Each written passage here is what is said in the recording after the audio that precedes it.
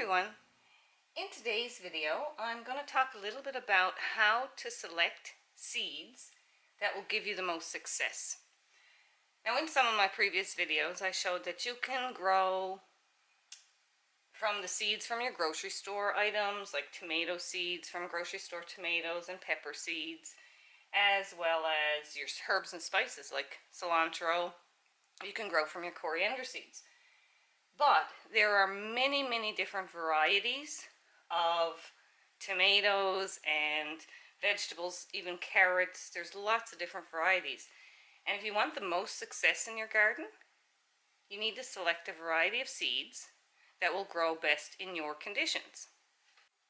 Now, while you will get some plants from the seeds from the grocery store items, it's more for fun and to test things out and see what will do well. If you are in an incredible climate, you can probably grow all of those seeds with great success.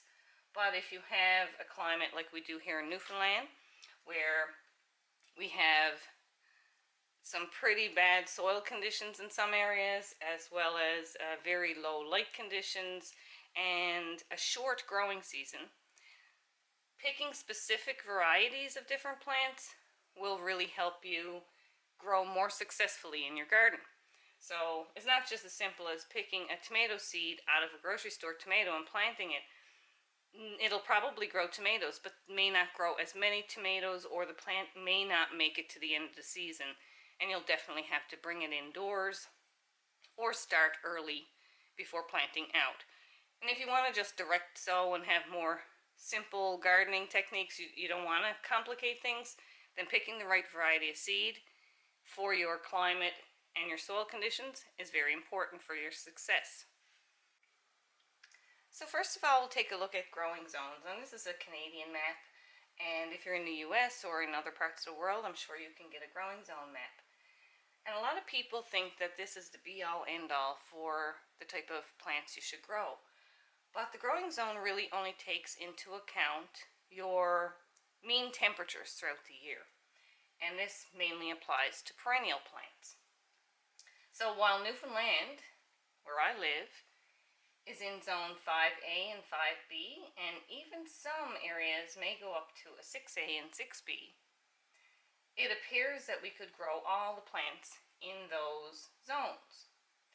However, what's not taken into account is the number of sun hours, the growing season, the number of days that you can grow, as well as soil conditions.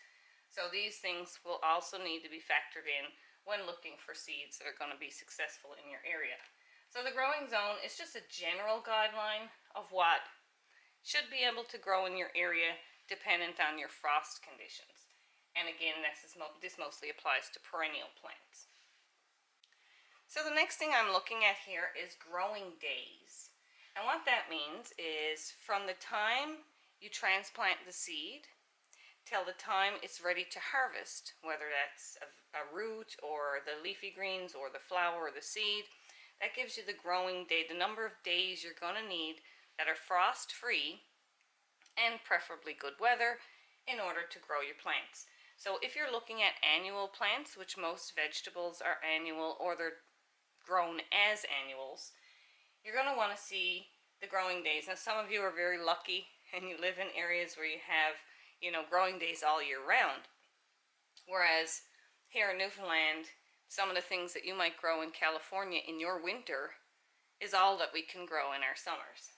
So we have a little chart here. I know you probably can't see it very well, but here are some really short season vegetables that you can grow. So this is from seed to plate in less than 60 days. This is a neat little chart from Tower Garden. And it shows arugula only takes 20 days, bok choy 25, bush beans 50, kale 25 days, lettuce 30 days. And this again is dependent on variety. Mustard greens 40 days, snap peas 55 days, spinach 40 days, and Swiss chard 45 days. And then there's other herbs there. Now, also you need to add on the germination time. They don't consider, most of these plants when you're ordering seeds, consider the time from the plant as a seedling until it's ready to harvest. So when you look at the number of days for plant growth, you also got to calculate on that the number of days for germination. So it could be like 14 days for germination. That can be tacked on top of the 20 days, say, for arugula. So looking at the number of days can be very beneficial, especially if you want to direct sow outside and not have to start plants indoors or have any of that mess, and then not have to do the transplanting. And speaking of transplanting, I've done several tests over the years where I've started seeds inside, which I will continue to do and I will always do because I want to get a head start on my growing, just itching to garden when the summer starts to come. But by the time you grow your seeds indoors and then you have to transplant them, and in the process you need to harden them off, and there's some downtime with your transplants. So even in my greenhouse, I put a row of transplants that I had started 6 weeks prior indoors, and then I direct sowed another line. And what happened was the direct sown seeds actually surpassed the ones that I went ahead and started inside, because those ones, the roots were disturbed and they needed some downtime. They had some downtime they needed to reestablish. And the ones that I direct sowed just built their roots and they weren't disturbed. And I've always had greater success in numerous tests that I've done with direct sowing outside.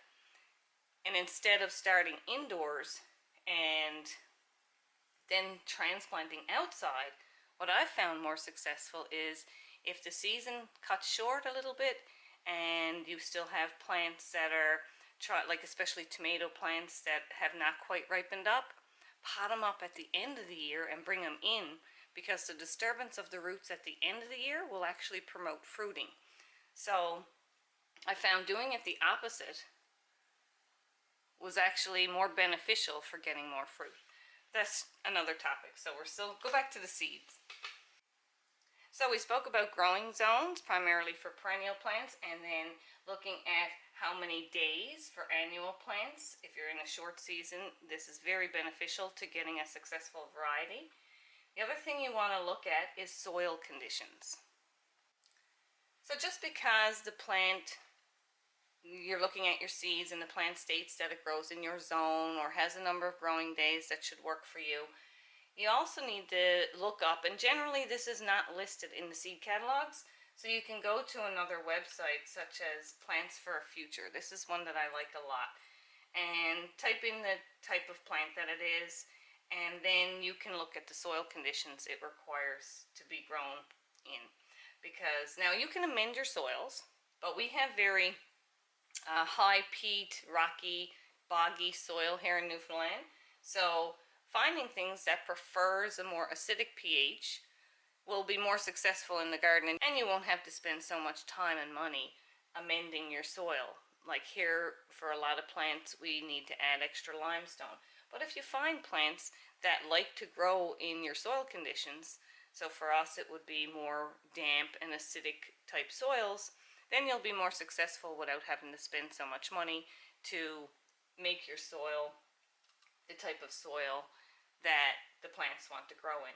So when you're looking at your seed catalogs, just look at the growing days, narrow down which seeds you want based on zone and growing days, and then just look them up and see if you have the correct soil conditions to grow them in if you want the most successful seeds. One big thing to take into consideration as well is sun hours. If your plants are sun-loving plants, they may not do well. If you're selecting a variety that absolutely loves full sun, they may not do well in areas like here where we have very few sun hours. We actually have very low sun hours. While our zone may be zone 5, and say places like Alaska could be zone 3, Alaska will still get more sun hours than we do.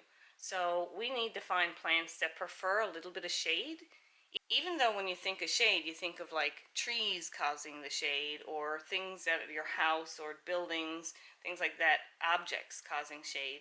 The number of sun hours you have is important, because also fog and cloud cover cause shade. And if you pick a variety of plant that loves dry, sunny weather, it's going to be very difficult to get it to grow successfully. Not impossible, anything's possible, but it's going to be a more challenging plant to grow in a damp and low light condition. So if you want plants that are going to be successful and you want to be more of a lazy gardener like I am, you need to look at the varieties as well. You can again go over to Plants for Future and type it in and see if that plant is good in your sun conditions. And again, the opposite. If you buy a plant that loves the shade and loamy and moist soils, it's not going to do well in a desert hot condition.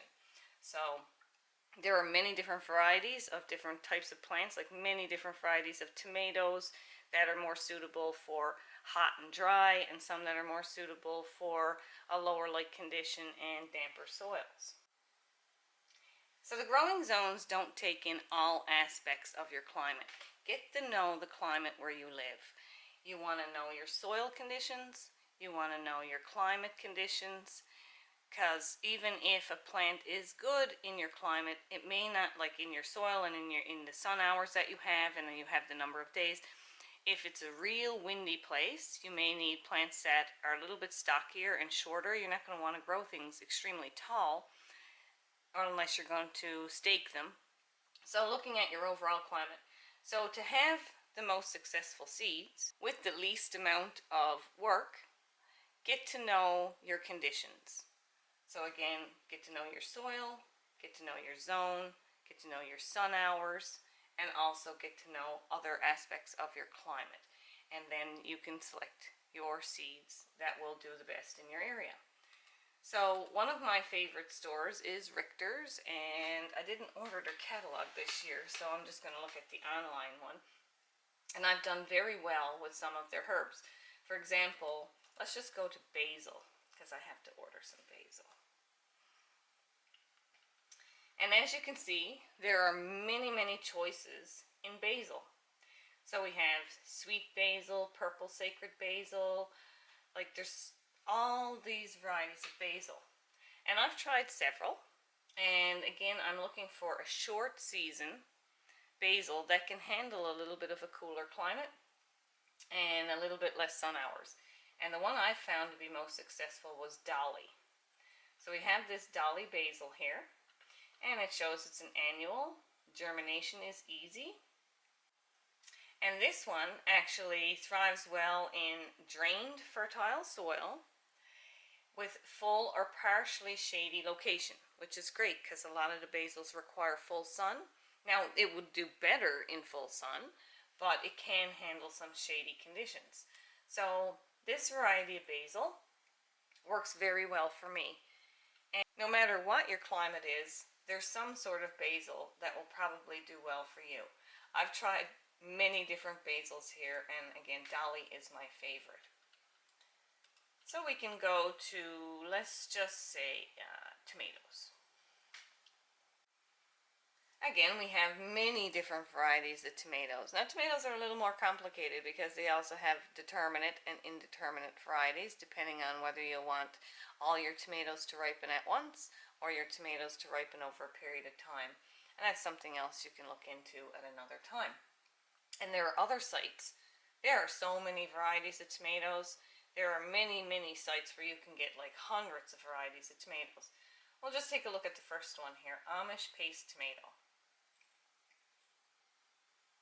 Now this one says 85 days, which is not too bad, but I try to stick with the lowest number of days. 85 days means I'm probably going to be bringing them in the fall.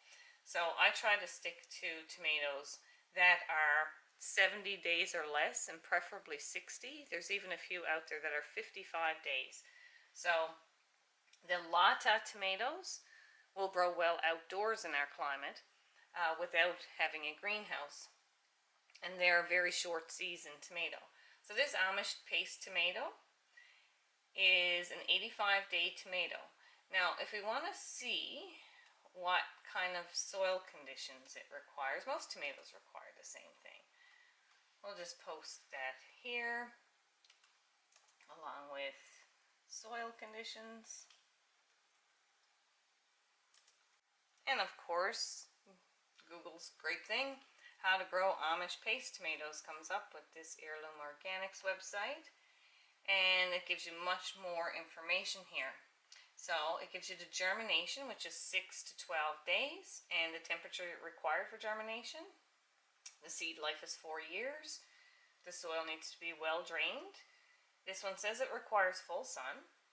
You need to plant the seeds 1/8 inch deep, seedlings 12 inches to 36 inches apart, and days to harvest is 65 to 80 days. So again, I find for this one, it's going to be a little more challenging for me. I'm going to look for a tomato that requires less days.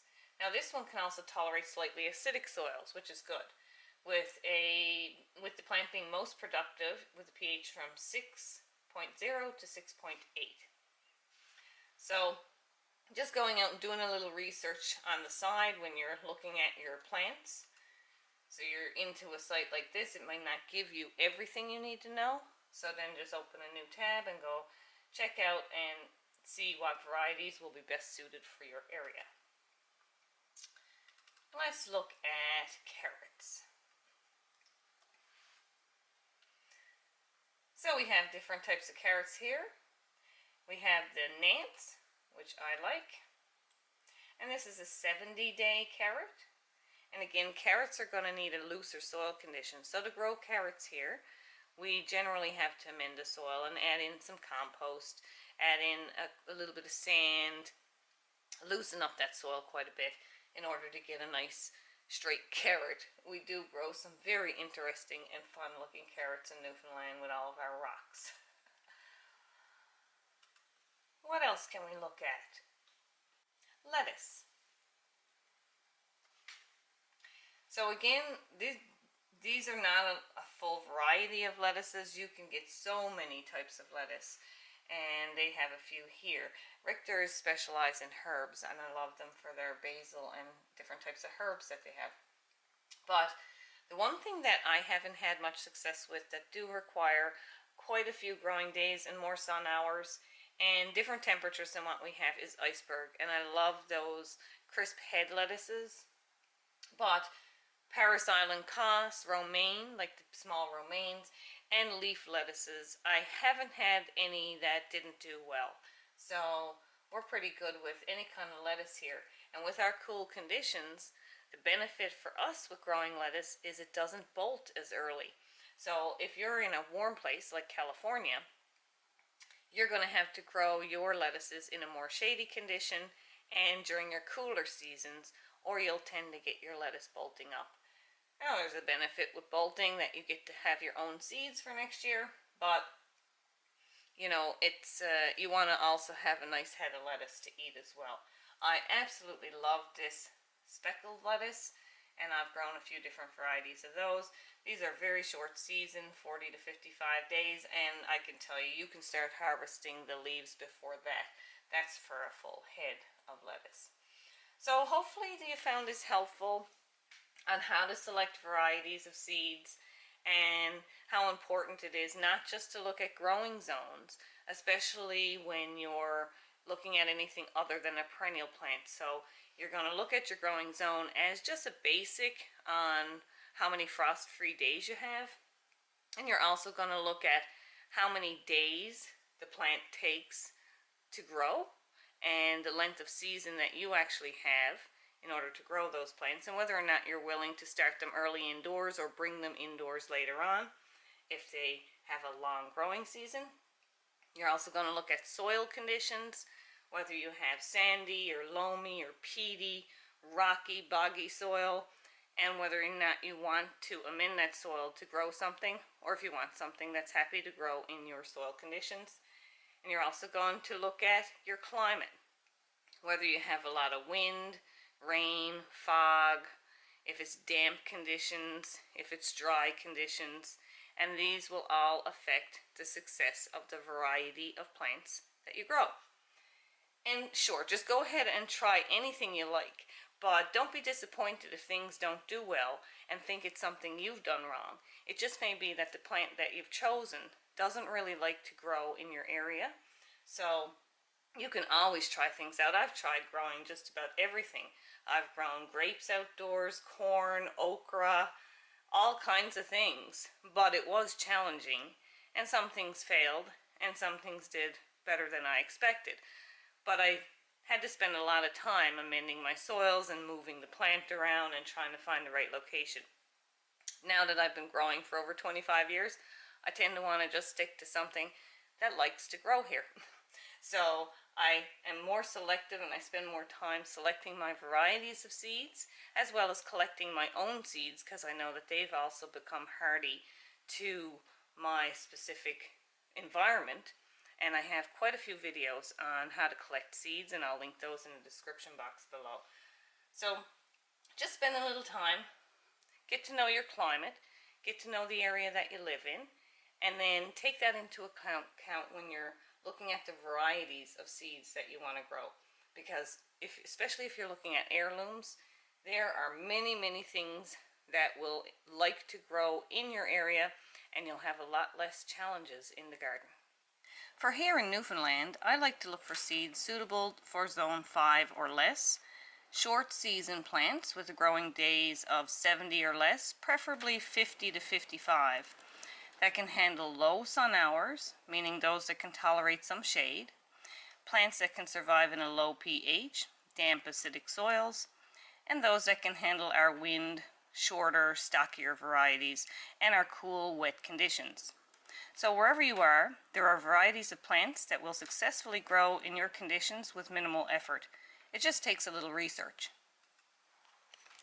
And if you're in the market for some unique herbs, Richter's herb, I've been ordering from these guys since the very beginning. I think Richter's was probably one of the first place I've ever ordered seeds from. And I've always been very pleased with the quality, the variety, and the viability. I have seeds that I've ordered from Richter's that are way past their viability, and I do store them in a cool, dark place, but I just left them in the Richter's packets, and they still germinate. So I joined their partnership program, and I do have a link in the description box below if you'd like to use my link and check out the Richter's herb catalog. Seems like they still have lots of stuff in stock, so you can try growing some unique herbs. And there's perilla, mint. I love their calendula. And I'm going to go now and take a look through their entire catalog and order some seeds that will do well in my garden this year.